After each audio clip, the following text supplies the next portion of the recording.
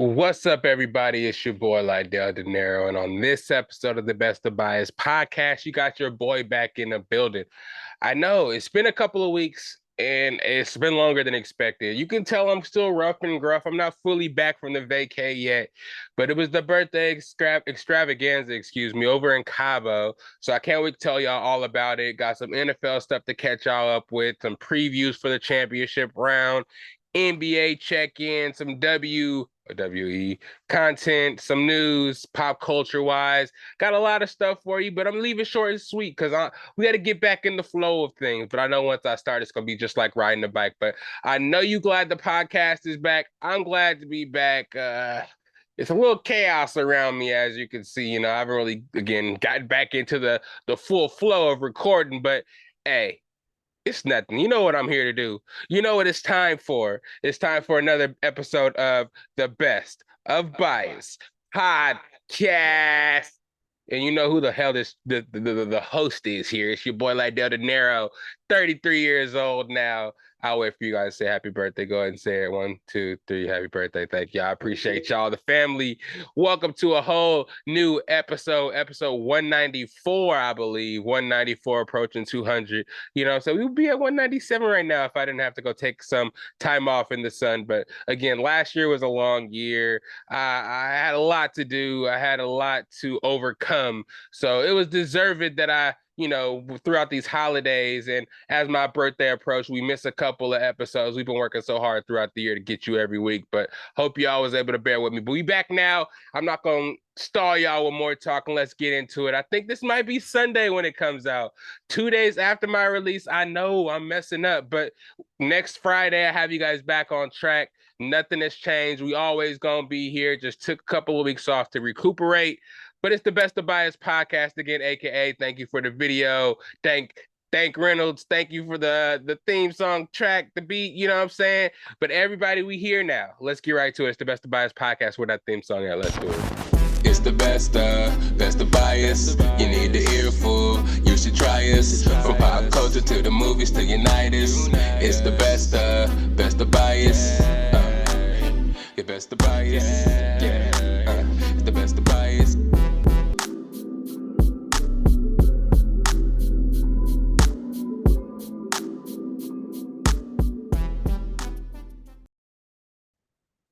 What up, everybody? Happy day, because I don't know exactly what day this is going to drop, but whatever day you're listening to it, it's that day.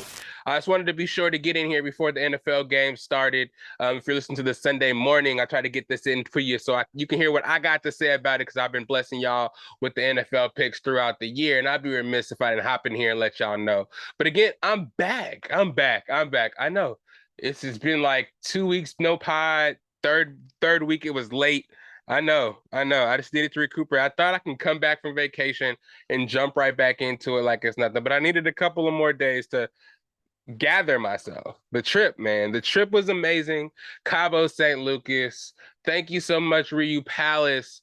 It was amazing. It was a really good time, really good way to bring in my 33 Larry Bird year birthday. Had a great time with a bunch of family. V-Rons was there. My girl, of course, she was there. Family was there. Moms, Ash Wash, Johnny Mac 650. You know him from the pod. He's been on. He was there too. His mom, about 20 members of family and friends. All showed up in Cabo to have a great time. And I recommend anybody who is actually traveling, hasn't been to Mexico, is looking forward to going to Cabo at all. Try the Ryu Palace, however you want to pronounce it. It was really cool, all inclusive, a whole bunch of different restaurants, a whole bunch of different vibes, a really good vacation spot. So there's a lot of tourists there. Really good access to beaches and views.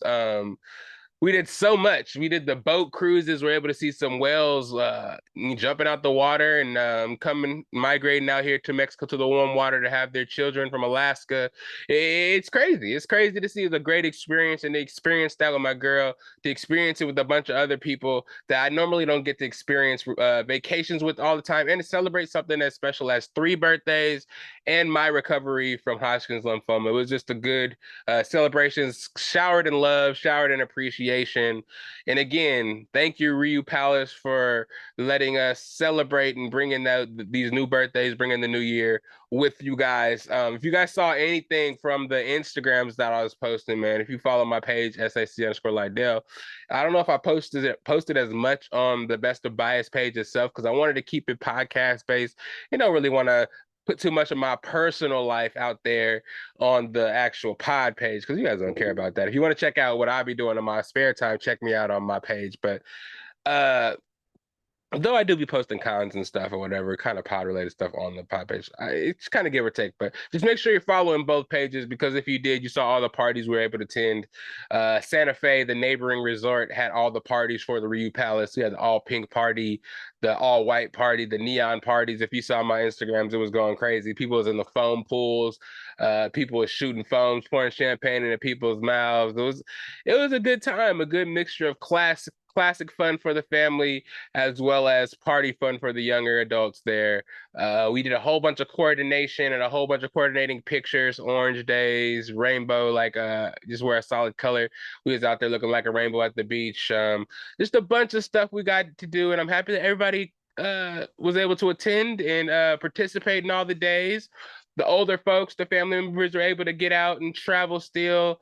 It's hard for them to get around all the time, and you always get to enjoy things that all the young whippersnappers get up and get to, just get it popping. But I was happy to see grandparents there, great aunts there.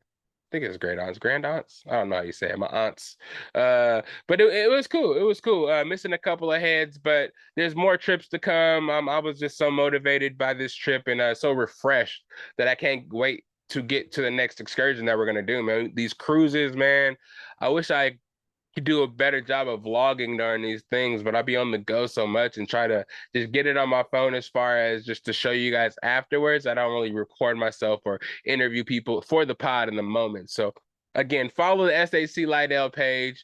You get to see a lot more of the, excursions and going outs of my personal life. But whenever it has something to do with the pod, whether it be like a con or something like that, or interviewing somebody or little things like that, you can always find it on the Best of Bias page, of course. But really good time, really good time. I won't hold you guys too much on that, but that's why I wasn't there, man. I really literally was there for a week, spent some time in San Diego with V-Rons as well. So I was just traveling it up and just kind of experiencing everything I could experience and using my PTO wisely, because who knows when I'll be able to take another trip like that. I have to build my PTO back up. But Damo and Shahani, your wedding, your bachelor party, and all that stuff next month is going to be popping too. So I'm getting ready and preparing myself for all those celebrations as well. You know what I'm saying? Bringing in 2024 with a bang.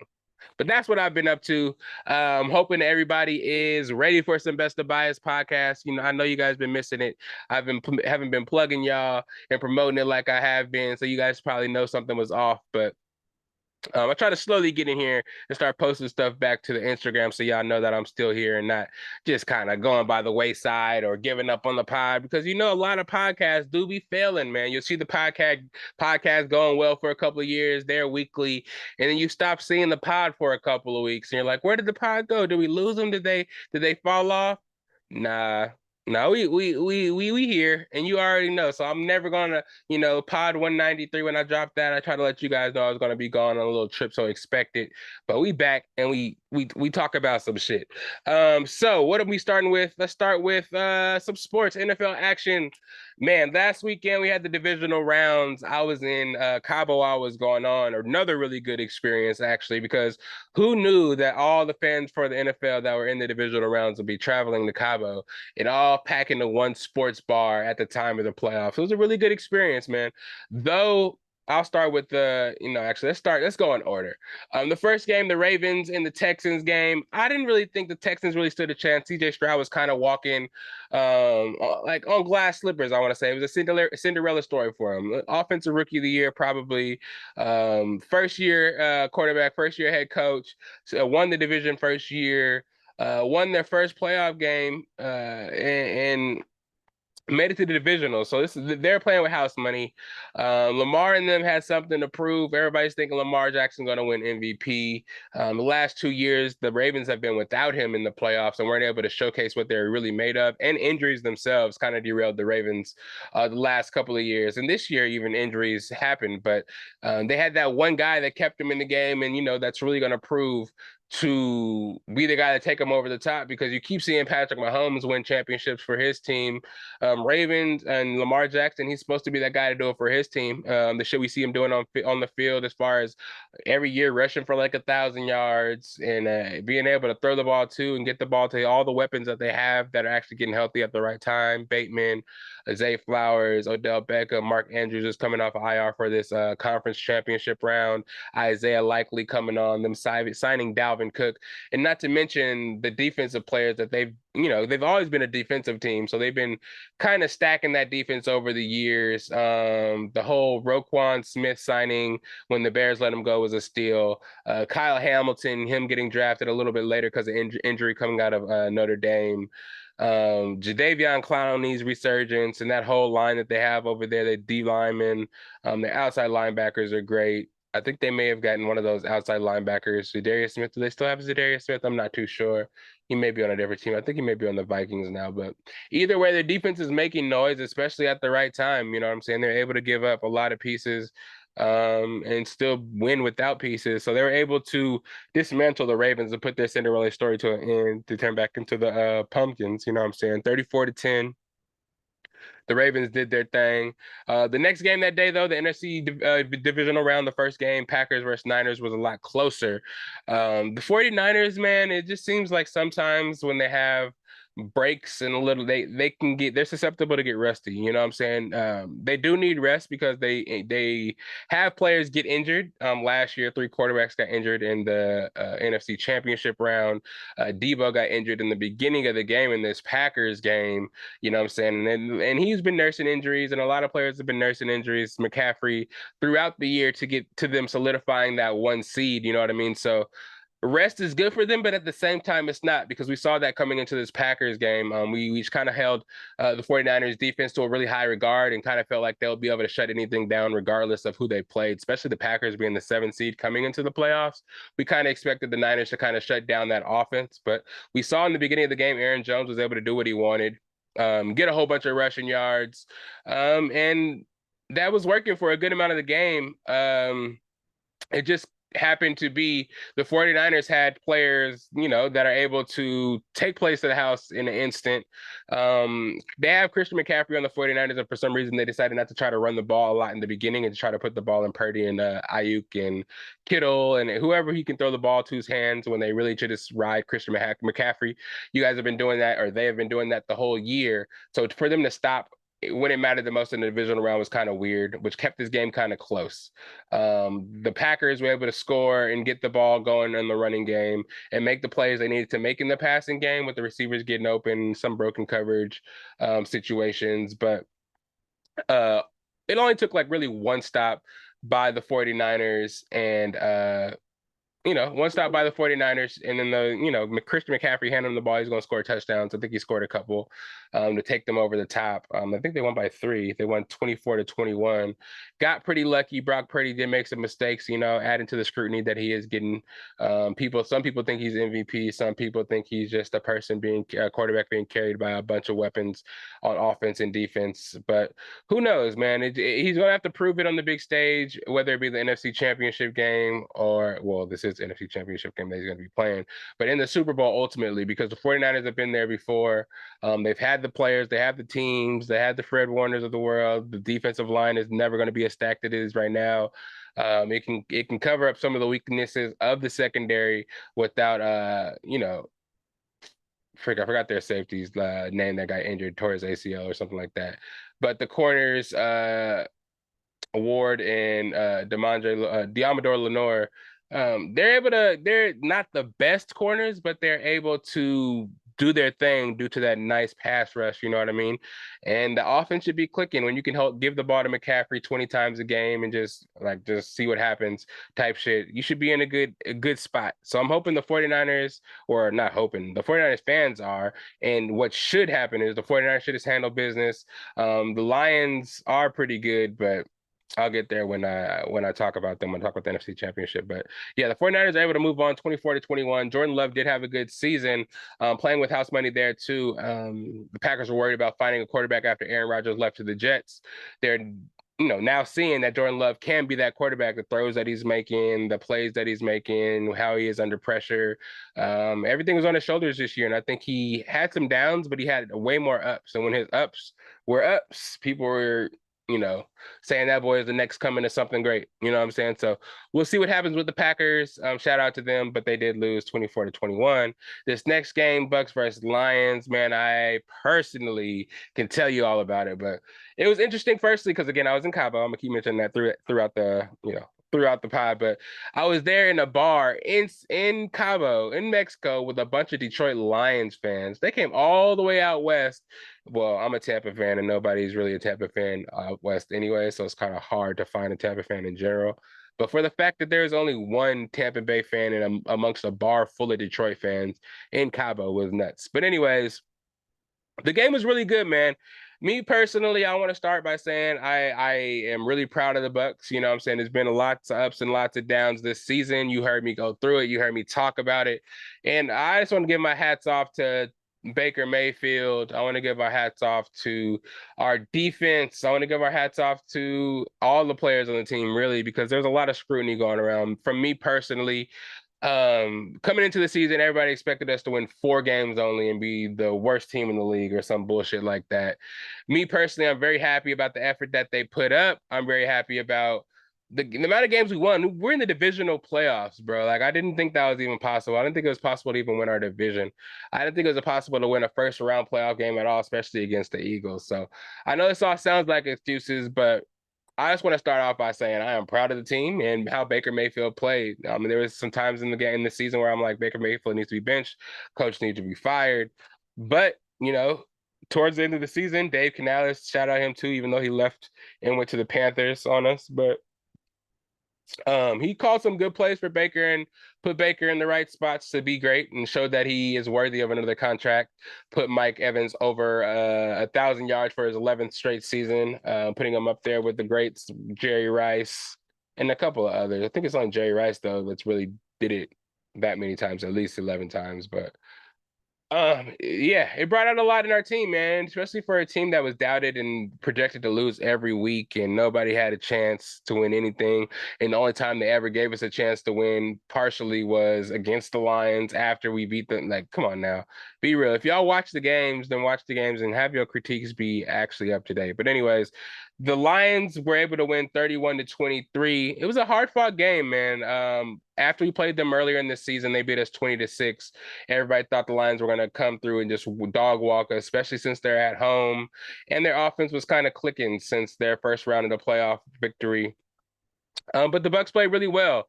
Jahmyr Gibbs kind of got us in the rushing game. I didn't really expect him to do that. I thought we'd be able to shut down the run a lot more than we did. Jahmyr Gibbs was just really fast and was able to get to the edges faster than we were able to contain. They didn't even really run the ball up the gut, really. We just couldn't make stops when stops needed to be made. There was a 4th and 1 on the 1-yard line where we could have stopped them, and it was I think it might have been, at the time, it might have been 17-10 or maybe 10-3. But either way, they went for it on 4th and 1. We could have stopped them, took the ball down the field. We were moving the ball. Baker Mayfield was making throws, throwing it in the gaps, taking advantage of the Lions' kind of like shaky secondary, and we're doing things, man. Rachaad White was rushing the ball. They're supposed to have a great rushing defense. We were gashing them up the middle. It's just a couple of plays that we made, especially the first play when the ball tipped off of Mike Evans' hands and it got intercepted. That one possession kind of cost us the game because we made them punt their first drive, and then we got the ball. And then once we got the ball, we gave it back to them in short field, and they're able to score. And it was Gardner Johnson too. Fuck that guy, man. He was just talking all the shit to Baker over, and then he actually ended up getting an interception. So It was kind of shady, but we were in it the whole game. Mike Evans had an incredible game. Baker Mayfield was finding them. Baker Mayfield ended with like 333 yards and like 2 touchdowns. You know what I mean? He played well, man. Played to the bitter end. But ultimately, we went for two when we shouldn't have went for two, um, which put us down 8 for the game. Weren't able to get the ball back or make enough stops to get the ball back. The Lions were able to take knees and win the game by 8. It was sad, very sad ending because I feel like we could have won that game possibly, but the better team did win. We were playing with house money again. I feel like if we played the 49ers, we would have got whooped anyways. But to beat the Eagles like we did in the first round, I don't know if I talked to you guys since then, but we did whoop the Eagles. I think it was 31-9 or some shit like that. Or no, that was the Super Bowl. I think we played like, what do we beat them? 32-6 or some bullshit like that. But yeah, after that, I thought we would put up a good showing against the Lions. Nobody really expected us to, and we did. We played them a good game and gave them something to worry about and go back to the drawing board to get ready for San Francisco. So I thought that was very interesting. And then we had the Bills versus the Chiefs. We thought this game was going to go a little different. Chiefs were able to win 27-24. It was in Buffalo this year, the first time that Patrick Mahomes would have to come to Buffalo in a divisional game and try to win in somebody else's house. Buffalo couldn't get it done, man. A couple of turnovers, a couple of missed plays, and ultimately a missed field goal by Tyler Bass caused the Bills to lose again, come up short again, and not make the AFC Championship or the Super Bowl again. So it's going to be tough for Doug McDermott and Josh Allen and squad because they keep trying to bring back the same squad. And though they're decimated on defense, it just seems like their window is running out. They have some changes probably need to be made. Mahomes, I think, makes his sixth straight AFC Championship game. And let's see. No, he's not hosting it because the Ravens are number 1. But this is the first time he's going to be on the road again in the AFC Championship. So we're going to see what happens. Mahomes and Kelsey this year aren't really showing up. I mean, Rashee Rice is a good coming out party for him. And Pacheco is actually able to get his worth now because of the lack of weapons and the simplicity of the offense nowadays over there after Bieniemy left and the weapons that they get. I mean, they have weapons, but they barely use any of them. McCole Hardman, he fumbles at the 1-yard line. Kadarius Toney can't be trusted. So it's really just Rashee Rice, Pacheco, and Travis Kelce, who's not always 100% to catch the ball anymore. It's just getting wild. It's just getting wild, and we're going to see what happens. I think the Ravens will win this game, but I'll get there in predictions in 1 second. But again, I'm sorry for the Bills, Stephon Diggs. There's a whole bunch of scrutiny going on within that team all year with Stephon Diggs not being happy about shit, and I think it's just going to get worse as the year goes on, and then there's a whole nother offseason of him not making the championship game. So it's going to be some changes, man. I don't know what they're going to be, but I'm sure there will be. And then for the conference championship matchups, we have the Ravens at home against the Chiefs and the 49ers at home against the Lions, the 1 seeds versus the 3 seeds. Personally, I think the Ravens and the 49ers are going to move on. I think the Ravens have too many weapons. I know the Chiefs defense is pretty good, but I feel like the Ravens can just do so much. And if everything breaks down, I think Lamar Jackson can just do his thing and just get out of there and score points himself. Patrick Mahomes is Patrick Mahomes and Travis Kelce is Travis Kelce, but we're gonna have to see, man. They haven't been showing me much this season. If they can just turn it on in the AFC Championship and the Super Bowl and just win another one like that, hey, hats off to him. Patrick Mahomes is the new GOAT, but I think it's Lamar's season to do so. I think Lamar is gonna come out and show himself and just ball out. I think this is his time. Just don't get injured. You know what I'm saying? It's 2 more games you need to win. You made it to the playoffs and everybody, you got your money. Everybody was mad about you trying to represent yourself. Just go out there and handle business and, just let Patrick Mahomes sit down for a second. He won last year. He got 2 Super Bowls already, 6 times in the AFC Championship. It's okay, Pat. You could take a seat. You could take a seat for this one. And I will not be able to handle the Swifties if the Chiefs win the Super Bowl this year. It's gonna be crazy. But as far as the NFC side, I'm picking the 49ers for sure. The 49ers are going for their 6th ring. It's a better story for the Lions because they haven't won a championship, I don't believe. Last time they were in the Super Bowl, I think it was in the 1950s or some shit like that. If I'm not mistaken. If I got that wrong, my bad. I'm not a Chiefs or a Lions fan, but they've been without for a long time, the laughing stock, if not the Browns, them for a long time. 0-16 season, I feel like they had one of those. The Matthew Stafford years, Megatron years, all that's gone now. And Dan Campbell comes in with Jared Goff and all the weapons they got over there, and Hutchinson, and they got life again. So I don't know what's going to be a better story, San Francisco or the Lions, but I think the San Francisco 49ers have a better team, and I think they will pull it out just because of how they played against us last week, and they have way more of a pass rush. They have way more of a offensive coordinator, offensive schemes, better coaching, better everything over there. So it's going to be tough, but I got the 49ers winning that game for a Super Bowl of the Ravens and 49ers, which I think the Ravens, yeah, I got the Ravens winning the Super Bowl just because of what they did to the 49ers in regular season. But if I see some spectacular shit from Purdy and the 49ers in this NFC Championship game, I may change it and have a prediction for you next week. So tentatively, I got the 49ers and Ravens with the Ravens winning. But I'm sure during Super Bowl week, I'll get some people on here and make some final predictions, and we'll see where we at. As far as the reward, oh, actually, before any of that, also I want to say congratulations to Coach Harbaugh, Jim Harbaugh, getting hired over there at the Chargers. I personally am very happy about that for the fact that Herbert actually is going to get a good coach now, a quarterback coach, a coach that also coached in the Pac-12, a coach that is going to be able to take Herbert to harness every weapon he has, every attribute he has, and take it to the next level. I think they'll be best of friends. I think everybody from personnel decisions to everything in the Chargers are going to be better. And I think the Chargers are going to get a whole new notoriety that's going to be great for LA and great for the Chargers and ultimately great for Herbert's career. And that's definitely what I care about. AFC, you know how I feel about the AFC. If any team I'm going to go for, I'm going to go for Herb. I'm Oregon, and I mess with my boy Keenan Allen too because he went to Cal, you know what I mean? So I mess with him tough, and I'm hoping the best for Jim Harbaugh and the Chargers, especially with Herbert at the helm. Anyways, as far as the awards go, for the finalists for MVP, we have Lamar, Mahomes, CMC, Purdy, and Dak. I'm just gonna go through my predictions of who's gonna win these awards, but I think Finals MVP or MVP, Finals MVP is gonna go to Lamar. Comeback Player of the Year, we have Joe Falco's from the replacements. Joe Flacco, DeMar Hamlin, Baker Mayfield, Matthew Stafford, and Tua Tagovailoa. I personally am going to say Baker Mayfield for the season that he's having. Comeback player, there has to be coming from a team getting traded around twice in 1 year to a team putting up, 4,000 yards. I mean, not 4,000 yards, almost. How many yards did he pass for in the season? He might be 4,000, maybe 4,000 something, 28 touchdowns, barely any interceptions. He had a great year. So I think comeback player, not MVP, but comeback player of the year, DeMar Hamlin's probably going to win, but he only played one play in the season. Flacco threw hella interceptions in the playoffs to kill the season. He helped them for a couple of games to make the playoffs, but when he got there, he blew it for him. Stafford, could be. Tua, no way. Underachieves, and we made it, and Mayfield made it further than Stafford and Tua in the playoffs. So I think Baker should win that one. Defensive Rookie of the Year.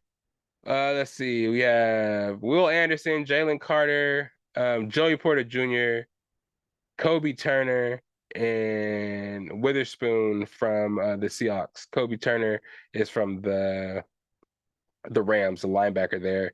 And of course, Joey Porter Jr. is a cornerback from the Pittsburgh Steelers. For this one, I'm going to probably say Jalen Carter just for actually maybe Will Anderson because he made it the furthest in the playoffs. Defensive Player of the Year, Deron Bland, Max Crosby, Myles Garrett, Micah Parsons, and TJ Watt. I like Max Crosby just for what he brought to that team that wasn't really winning much, but he always brought the flair, and he was always the player to game plan against for the Raiders, and everybody was talking about him. Myles Garrett did well, but he got hurt for a while, fell off for a while. TJ Watt got hurt. Parsons didn't really make that big of an impact. He was complaining about getting held all season. And Deron Bland, he could possibly by default for having all those pick sixes. That'll be like a DeMar Hamlin kind of win though, because when he wasn't getting interceptions, he was getting burnt. So I don't know. If I was to pick me personally, I got Max Crosby. Offensive Rookie of the Year. We got Jahmyr Gibbs. We have Sam Laporta, Puka Nacua, Bijan Robinson, and CJ Stroud. Puka Nacua, I feel like just for the accolades and the stuff that he broke records wise for being a rookie receiver, I think he should get that award. Offensive Player of the Year, Tyreek, Lamar, CeeDee Lamb, CMC, and Dak. This one's gonna be kind of tough. Tyreek had an amazing season. Lamar is still in the playoffs, doing everything. I think he should get Lamar. If he gets the MVP, he should be eliminated from rookie offensive player of the year. CeeDee Lamb got off as well. I feel like if you're going to give it to Tyreek, you also have to give it to CeeDee for some of the shit that he was doing. CMC and Dak. I'm going to go CMC personally because, again, he's still in the playoffs. He is a workhorse. He consistently gets over 2,500 yards a year type shit. I don't know. I think if he can't be considered for MVP, this is the award that should be a shoe-in for CMC. So MVP, I got Lamar. Comeback Player of the Year, I got Baker. Defensive Rookie of the Year, I got Jalen Carter. Defensive Player of the Year, Max Crosby. Offensive Rookie of the Year, I got Puka Nacua. Offensive Player of the Year, I got CMC. And that's it for the NFL. Also, just look out for all the coaching changes. Again, I told you Dave Canellis got hired by the Panthers. Mark Vrabel, I think, got hired by somebody. I'm not 100% sure about that. I know he got fired from Tennessee. But yeah, a lot of changes to come. Bill Belichick still hasn't signed anywhere. Pete Carroll still not nowhere. So we're still going to see who everybody ends up with as far as the coaching carousel goes. Raheem Morris got hired to the Falcons job, so that job is no longer available. People are loving Raheem right now. He was the defensive coordinator over in LA, but all of a sudden, I guess he's beloved over there, so everybody loves him. And now he's a great coach again. Hopefully, I mean, I wish he was a good coach when he was coaching for us, but I guess he was young. But quick NBA check-in real quick.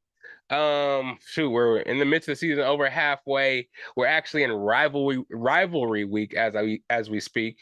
All the teams are playing against each other, playing against their rivals. We got the Nuggets versus the Sixers today. I think the Warriors are playing the Lakers. We had already the Suns play the Mavericks. So all the teams that people kind of have beef within the squads, they're playing today. And we're gonna see what happens, man. The NBA is in full swing. We had some great performances while I was coming back from Cabo. Karl-Anthony Towns and Embiid. Embiid had like 70 and like 12 rebounds and like 7 assists. It was kind of crazy. Me personally, I can be a Embiid hater at times just because of the rivalry with Jokic, but I'm hats off to him for that performance. Though he had like 30 shots and 20 free throws, but hey, 70 is not easy to do. And for the fact that this man can just take standing still jump shots and nobody can contest or block the shot or stop him from scoring, I guess that is something.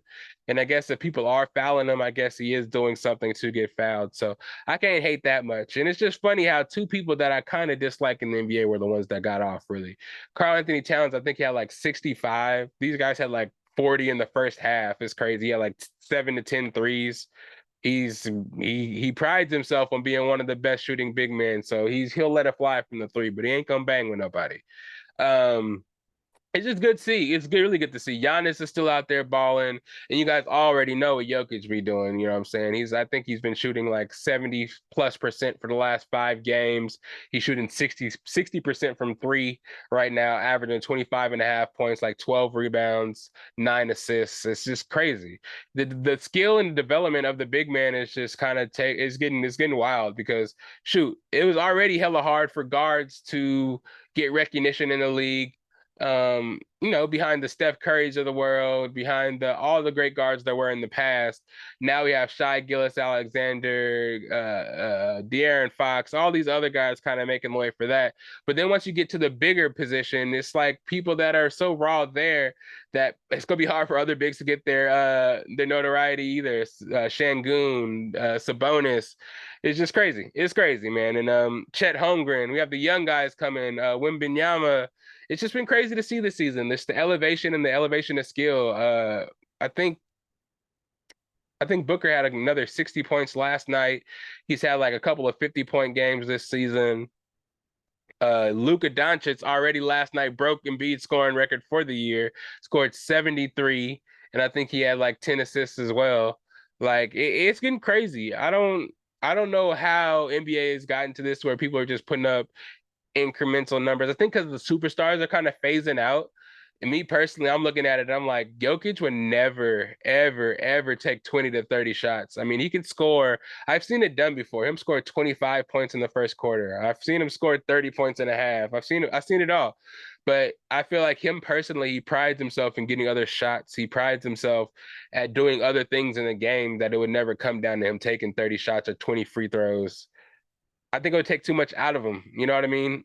Um, Me personally, I think what makes a good team also is getting your teammates involved in the game, not only assist wise, but just giving them the confidence that when you pass them the ball, that it's okay to shoot the ball. You know, it's okay to get in the rhythm. It's okay to take heat checks, because in these other games I see with these other stars, Embiid, people are legitimately booing when other players were taking shots. It's like, damn, why you want to play with that? I've seen shit to where people on Wembanyama's team don't even want to pass them the ball. It's like how there's a really big what's the word, pendulum swings both ways in a sense, because if you're on a team that has a superstar with no second star, or the second star is hurt, that player is going to try to put up incremental numbers, like numbers that you ain't never seen before, and they'll be okay with it. But if you have a team with two stars, like a Jason Tatum and a Jaylen Brown, Jamal Murray, even though he's not really on the same ultimate superstar level as Jokic, he's still going to take a lot of shots, and he still wants to get his points too. Everybody's not going to sit down, stand around and watch this one person score a bunch of points. You know what I'm saying? The refs kind of do sometimes, just sit back in amazement and help this player try to beat records. It's good for TV and all that shit, but I don't know ultimately if it's good for winning. I feel like a lot of times now the regular season is getting watered down due to these accomplishments and due to these young teams making pushes. And again, I'm not hating Timberwolves, OKC. Y'all making this push now, but you don't really have that playoff experience. So once you get there, it's just going to change. You scoring 90, 100 points a game, I don't think that really going to matter once you make the playoffs. Can you win, 4 games in a 7-game series is what matter. And are you going to have the juice, the legs to get there? Are you going to be healthy to get there? Those games is taxing, you know what I'm saying? Not only on your body, but on a team dynamic. Somebody trying to go for 50, 60 a game and being a ball hog and not passing is going to weigh on your teammates. It's going to hurt the team dynamic. And I'm not saying that's what happened in Philly. I'm not saying that's what happened in Minnesota. But I know there is going to be a power dynamic and a power vacuum in Minnesota. Who's really the number one? Cat, or is it Anthony Edwards? You know what I'm saying? And is Rudy Gobert? Is he just a fly on the wall? So I think when it really comes, kick comes to push comes to shove, I think they're going to see those teams' true colors, and we're going to see what happens. We always see the Sixers kind of fall off and Embiid get hurt and not really make it past the second round of the playoffs, not get past the Celtics, you know what I'm saying, not get past the Bucks. So we're going to see if it happens. I mean, 70 points is cute, 73 points is cute, but where you at in the standings? Where you at team-wise? Where's Kyrie at? Is Kyrie and your team chemistry good? Is everybody on your team good enough to make the playoffs, to win round one? You know what I mean? I'm talking shit. We just got blasted our last game by the Kings by 38, but I've seen what we can do.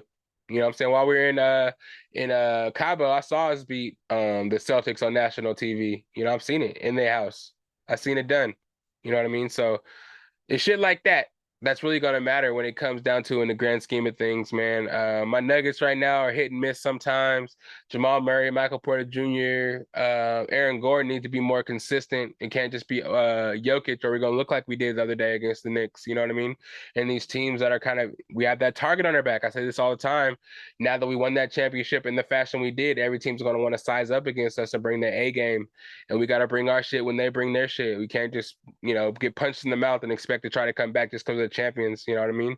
And that's just be like, oh, okay, we didn't want to play that game, let's throw it away and just get ready for the next one. Though that's the mentality you need to have to be a winner. You know what I'm saying? You get blasted, put it in the back pocket, learn from it, move on. But we don't want to just act like it didn't matter and just justify you coming to the game and not wanting to play just because it's the Knicks and it's not a playoff game, We need that consistency. Those incentives need to be hit. You want to get paid, don't you? You want to make all pro, don't you? You want to make all-star team, don't you? You want to make the playoffs, don't you?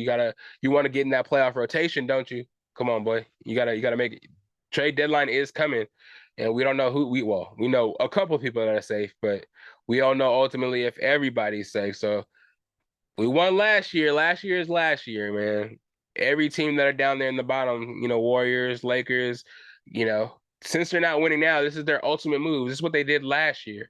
They played coy made some trades, shot up in the standings, and everybody believed in him again. It's gonna take extra. It takes extra for the Nuggets for people to believe in us, and now that people are believing in us, they're really, really, really easily, they're really fickle. They're ready to jump off and give somebody else the title right away. You know what I'm saying? So yeah, don't let them do it like that. Just stay the course, keep winning games. They're gonna be making moves at trade deadline. It's gonna be DeJounte Murray this, Donovan Mitchell that, Siakam this, blah blah blah. Oh, Siakam already got traded. Bruce Brown this. Just stay the course, man. Don't be those guys. Be us. Be the team that gets people that nobody knows about, develops them, and just kind of brings the life out of them. You know what I'm saying? Even though OG Anunoby went to the Kings and is striving right now, we got that project already. We got that in Aaron Gordon a couple of years ago. Now let's harness another one. We got P Watt. You know what I'm saying? Let's get it together, man. The Celtics are the number one team right now that everybody's looking at. Porzingis just sprained his ankle. That's all it takes, man. Injuries happen. Who's best prepared, ready for those injuries to happen, the best suited to overcome those injuries? That's who's going to win the finals, man. And that's what's going to happen. But yeah, also, Doc Rivers hired as the Bucks coach now. Bucks coach something Griffin. I forgot it. Adrian Griffin. I think he got fired after going 30-13. After winning a couple of games. I guess him and Giannis weren't vibing, so they had to make a change to, I guess, for the betterment of the team. I don't know. It just seems kind of iffy to me, but it's interesting. But yeah, that's it for sports now. Let's get some of this pop culture. I know y'all been waiting a little bit. I got a couple of topics for y'all. Nothing too deep, but WWE and Netflix are merging. What I'm hearing is a 10-year deal worth $5 billion. Allegedly, I'm not too sure about the details of the contract, but I know January 2025 WWE Raw specifically is moving to Netflix. SmackDown, I think, is going to stay where it's at. AEW and all that other stuff, I think they're going to stay on their regular channels because I think those are probably the biggest breadwinners for a lot of those channels. But Raw itself is going specifically to Netflix in a crazy deal. I think outside the US and stuff like that, you're going to have to specifically see Raw on Netflix. I don't know if there's going to be other places for you to be able to go to see WWE Raw, but I would think that it's going to be exclusively on Netflix. Even though it's kind of weird to put it behind a paywall like that, but I think it's probably going to be the only place you can see it. I think it'll be interesting. It'll definitely get me back into watching WWE because me personally, I think it was scheduled programming on TV where you had to catch it. If it's on Netflix, I'll just click on that. Even like live events on there could be really cool. The production value of it can be really cool. Characters, bringing new characters, bringing back the old characters. I always love when they brought back The Rock and John Cena, but The Rock, man, he came back and stayed. He became a member of that TKO group and now has his hands. He's a part owner of the WWE, UFC. You already know he's fucking with the USFL or the was United States Football League, USFL. I think it's the USFL now because they merged that in the Spring Football League and the XFL. So I think it's the USFL now, if I'm not mistaken. Anyways, The Rock is doing big things. Dwayne, he even trademarked The Rock. Dwayne Johnson. Now you can't use The Rock for nothing else. He needs to trademark. He probably already did that, Brahma Bull, but yeah, man, that move is gonna be interesting, man. Because like I said, I thought it kind of fell off, but I know there's that niche group that really religiously watches WWE, and they get that influx of fans. I think there was a WWE channel on cable, so for that to just all get integrated into Netflix, I think that would really be cool. Me personally, I'm from the old school. I not really know about all these new guys. But I watched that little documentary on Netflix already. It's called Wrestlers. With Al Snow has his own little wrestling company and trying to get wrestlers to have like a low key thing, not the WWE exactly, but having his own little low key wrestling shit. And I'm a fan, man. I knew wrestling wasn't like real as far as the outcomes are already predetermined and we're going off of heels and people that everybody likes, that who's going to win or lose the matches and stuff like that. But I do respect the athleticism of it, the flips, the mat work, the acting. Like these people out here acting, you got a bunch of thousands and thousands of people out there booing you, talking shit to you, and you just gotta play along. You know what I'm saying? If you're the hated person at the time, just play into being hated. You gonna have to be hated. That's just crazy. Um, I grew up, my favorite guys, you guys probably know the heyday guys. I'm just gonna rattle off a couple. The Rock, Stone Cold, Rey Mysterio, the Hardy Boys, the Dudley Boys. Who else did I mess with? Rikishi, Scotty 2 Hotty, Too Cool. Who else do we mess with? All the whole SmackDown and No Mercy era, Kane, Undertaker, of course, Eddie Guerrero, Chris Benoit, rest in peace, even though, yeah. Uh, who else? Everybody, man. Lita, Trish Stratus. Let me go through the ladies, you know what I'm saying? Farouk, Booker T. I'm a man. It's for everybody. It's, of course, John Cena, and that he's a little bit newer, but for everybody to still kind of be around and still dipping their toes in there, Sting, Goldberg, I can go on and on. I can go on and on. You know what I'm saying? The finishing moves that we've tried over the years, Randy Orton, he's more of like kind of a newer age guy that I kind of fell into too. But it's cool, man. I don't know who exactly is on the SmackDown Raw rosters. I don't know who actually moved over to the other ones, the AEWs. I don't know about all that, but I'm here for it. I'm ready for it. I like The Rock, man. I know a lot of people, or Dwayne Johnson, everybody's trying to say he's corny, man, but he'd be my, a couple of years, I'll put him on my ballot for president. You know what I'm saying? Give him a chance. His movies may not be the best, but I feel like his heart's in the right place. The whole taking over the XFL and USFL, or the US, whatever the shit's called. The football league now gives it's basically the minor leagues for the NFL, help players out that way. Saw the show Ballers, him trying to do that, for him to put it into fruition and actually do that's pretty cool. And for him to join that ownership group and be involved in WWE and trying to make that better, and being involved with UFC with Dana White and them, just helping make combat sports better. I like what he's doing. I mean, he's staying in his lane and at the same time kind of expanding little by little. He's not doing too much at one time. It's just shit that you would expect The Rock to do, and I'm proud of him for it. It's gonna be really interesting, and I also thought it was interesting timing. I thought it was really interesting timing because there was a scandal that recently came out with Vince McMahon. It was crazy, man. I should have got the young lady's name. I forgot exactly what the name was. That's bad research on my part.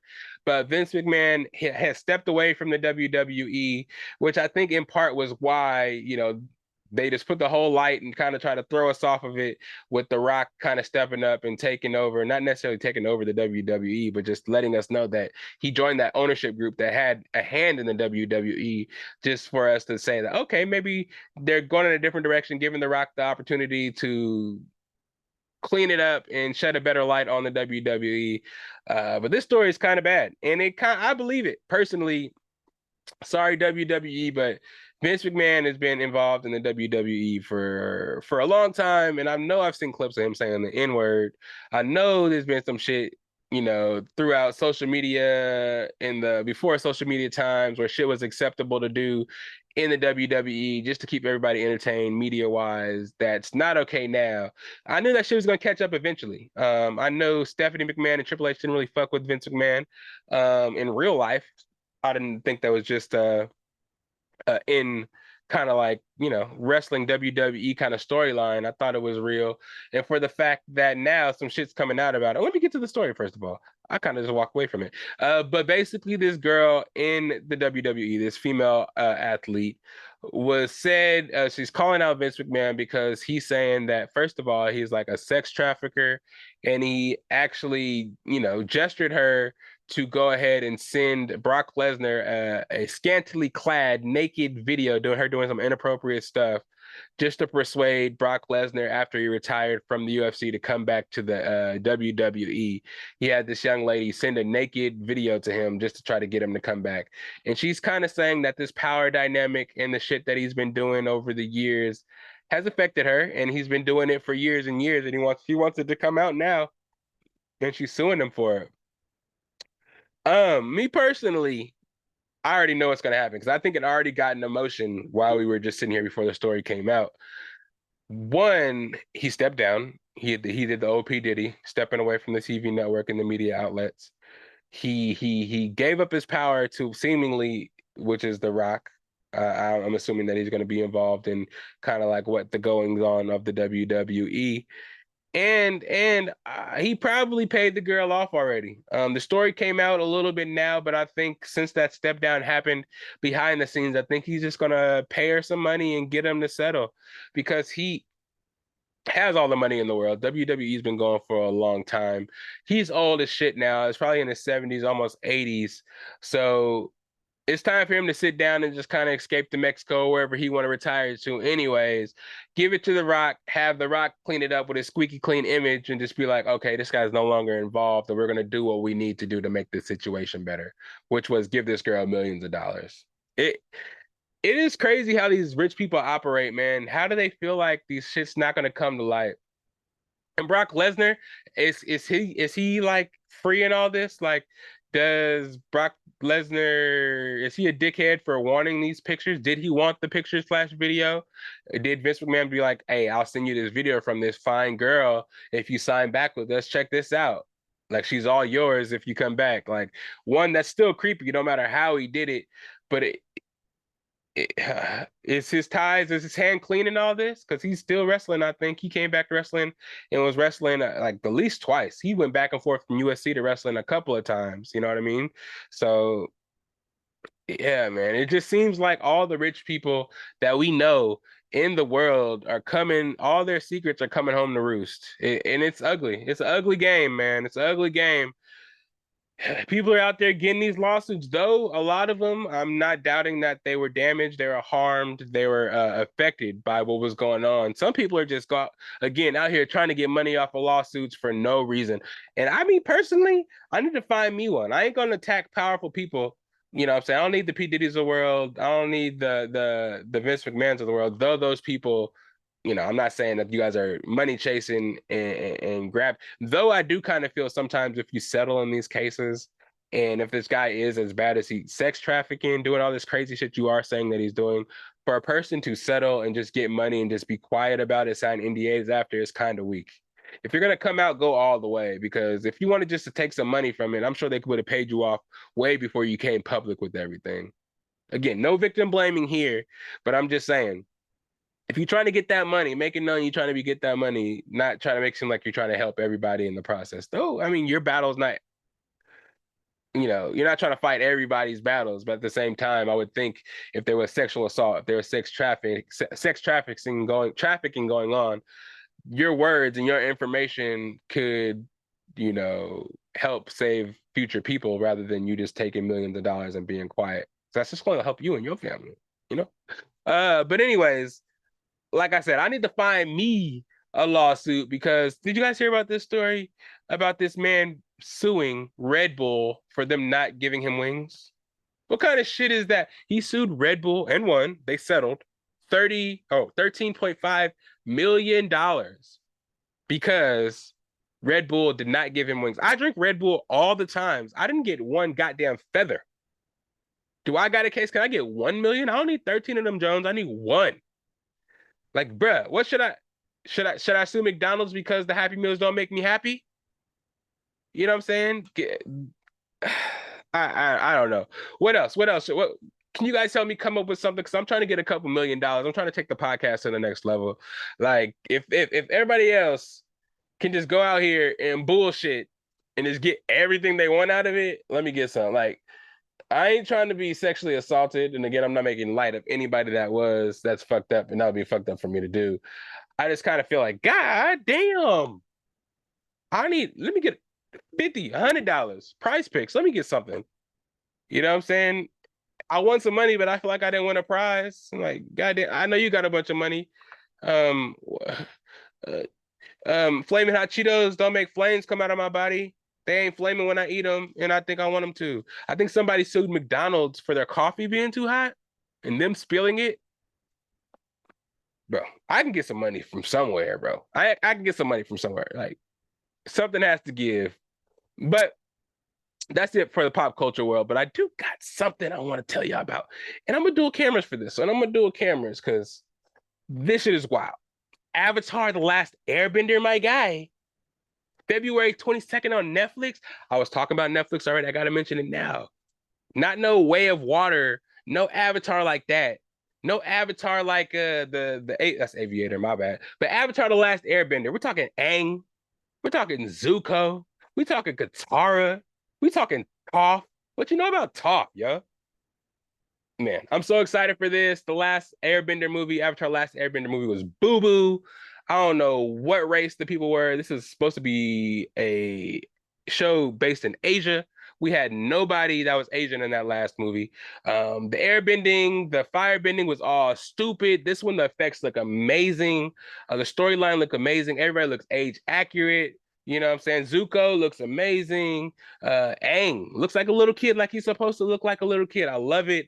Appa, you know what I'm saying? CGI can get a little bit better, but I'm excited to see everything, man. They didn't show Toph because, you know, Toph is the GOAT and they need to save some information for Toph. But I am ready excited to see everything. The Fire Nation, they make them look real ominous. You know what I'm saying? Katara, when she was water bending, that shit looks so clean. And I cannot wait to see Toph metal bend, blood bending.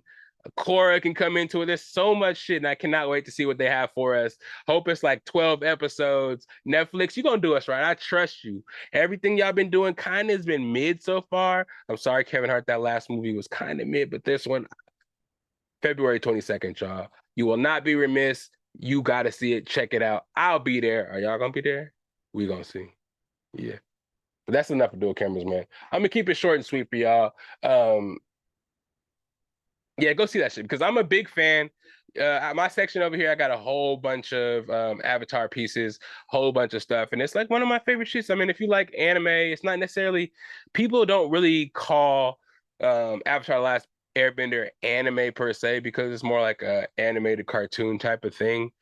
But it's damn near close. I mean, I know a lot of people that watch Avatar: The Last Airbender and don't necessarily watch anime, which is I understand. I do really understand that, but it is what it is. If you know, you know, and I will be reviewing that on this pod. You already know what's good. And then lastly, I want y'all to know about another concert. Something coming up, a little event. Event that's coming up. I frequent events, man. I cons just come back from traveling to Cabo, so I'll be out in these streets, man. And I got a little something that came. It was last year too, but I think the pre-sales may have sold out already too. So if you know, you know for this one. But the Lovers and Friends concert in Vegas, um, it's Usher's concert that he puts on every year. This year it's May 4th. Um, yeah, the lineup. Let me get this lineup for y'all. It's amazing. Every year it kind of impresses me. This is more so for like 90s babies, early 2000s babies, I guess you could be there. Late 80s babies, like the artists that are going to be there are amazing. It'll take you right back to your childhood to where everything was popping, where everything was all good. You can go to a concert, just vibe out and not to expect to, you know, I don't know. For this to be at one stage is just kind of amazing. Let me just start by that. Let me just start. Usher, Janet Jackson. You got Usher doing his Confessions album. You have Lil Wayne, Snoop. I didn't see Lil Wayne. Shit. Snoop Dogg, Backstreet Boys, Gwen Stefani, Alicia Keys, Nelly Furtado, Mary J. Blige, Nas, Ludacris, Sierra, TLC, Ja Rule, Ashanti, T-Pain, Akon, Neo, MIA, Timberland, Keisha Cole, Brandy, Monica, Eve, Kelly Rowland, Craig David, Sean Paul, Black, Jodeci, Jason Derulo, Robin Thicke, 98 Degrees, Tyrese, Majid Jordan, Method Man, Redman, Rick Ross, Jeezy, Fat Joe, T.I., Mace, E40. Oh my God. SWV, Escape, Tank, Jaheim. Oh, that's a Jeremiah. Jeremiah, The Dream, Pretty Ricky, Genuine, Mario, JoJo, Maya, Khalees, Lloyd, Drew Hill, Carrie Hilson, Lupe Fiasco. I usually wouldn't read these names as they got super small, but this shit is fire. Too Short, Cameron, Twista, Juvenile, Powwow, Trina, Yin Yang Twins, David Banner, Lil Flip, Plies, Mims, Tweet, Next, Lumidee, Nina Sky. Total, Black, 702, Amory, Paul Deanda, John B, 112, Jay Holiday, Jaquan, and Ayaz. Woo! Sorry about that. All on one stage, Vegas, May 4th. Go get your tickets now. Pre-sales have been sold. It may be sold out. I don't know how tickets be selling out like this nowadays. But this, especially for pre-sales, bro. But this concert, I heard last year was amazing. Chris Brown's not in this one for a little snafu him and Usher had, but the lineup, Lil Wayne's gonna be there. I don't think he was the last one. That's all I needed for me to want to go. But if y'all going, let me know. Maybe I'll grab a ticket and meet y'all there and see what's going on with y'all. But ultimately, that's the end of this Comeback Podcast, episode 194 in the books. I like to let them know where they can find your boy at. It's Patrick_Lydell on the Snapchat. I started with that one. You weren't expecting that, huh? SAC_Lydell on the Instagram. If you're looking for the podcast, Best of Bias Instagram. Looking for that on YouTube, of course. Type that in there, Best of Bias Podcast. You'll see Growly up there, aka blesses us with videos. We've been a little bit behind again because I've been out. Posted 193 yesterday. I didn't realize I didn't post that before I left, but that's up now. Again, podcast every weekend. I'm starting Fridays, every Friday, but sometimes if I maybe get delayed, I like to have a little grace for Saturday and Sunday as well. But whatever day you're listening to it, whether it's Saturday night or Sunday before the games, I want to listen to my predictions, put some bets in, go ahead and do that. But as always, thank you, Best of Bias listeners. To all my new listeners, welcome to the family. To all my old listeners, welcome back. Ain't nothing but a G thing. Merch, we still got it available all day. Mexico showing it off. Truly, my hat is still intact. You know what I'm saying? Take it to tropical weathers. Take it anywhere you want. It'll still bounce back. T-shirts, bucket hats, trucker hats, dad hats, and beanies. Anything you need, just hit me up. I'm right here, and I still got it all. Hit me up. Valentine's Day is coming. I still got the hard eyes for your Valentine. And, man, go listen to all the other episodes, man, and hit the like, subscribe buttons, all on that YouTube. And if you're listening to an Apple Podcast, leave us 5 stars if you can. Leave that rating, because 200 of those will become movie critics as well and can leave some scores and shit. So AKA will be back soon. He just got an apartment, so we'll be back with the challenges and a lot of tournaments and a lot more content with him. Got some homies. LBZ wants to be on here soon. The homie How Fly should be here soon. Damo should be here soon again. Of course, Chelsea, John, everybody's coming back, man. But we're getting back in the mix. I just didn't want y'all to think that I forgot about y'all. We back, and it's all good. It's the Best of Bias Podcast. And where that theme song at. Love y'all. And let's get back into things, boy. 33. It's the best of bias. You need the earful. You should try us. From pop culture to the movies to unite us. It's the best of bias. The best of bias. Yeah.